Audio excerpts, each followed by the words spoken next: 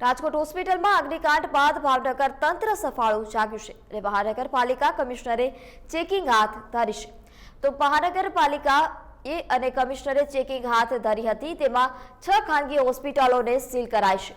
મહાનગરપાલિકાનું તંત્ર ફાયર સેફટીનો અભાવ અને એનઓસી ન હોય તેવી ખાનગી અને સરકારી હોસ્પિટલોને વારંવાર નોટિસ આપતી હતી, પરંતુ હોસ્પિટલના સંચાલકો વારંવાર આવતી નોટિસને ગણકારતા ન હોવાથી હોસ્પિટલો સીલ કરવાની જરૂર પડી છે, જેને લઈને ભાવનગર ફાયર વિભાગ દ્વારા પ્રાઇવેટ હોસ્પિટલોને સીલ કરી છે, જેમાં પુનિત નર્સિંગ હોમ, રુદ્ર નર્સિંગ હોમ, આઈસીયુ, મંત્ર નર્સિંગ હોમ અને ડોક્ટર લાખાણી હોસ્પિટલને આંશિક રીતે સીલ કરવામાં આવી છે.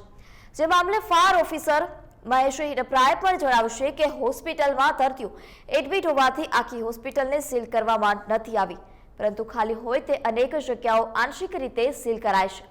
ફાયર સેફટીનો અભાવ અને એનઓસી નહીં ધરાવતી હોસ્પિટલોને સીલ કરવામાં આવી છે અને તેની કાર્યવાહી પણ વધારે ઝડપથી કરવામાં આવી રહી છે.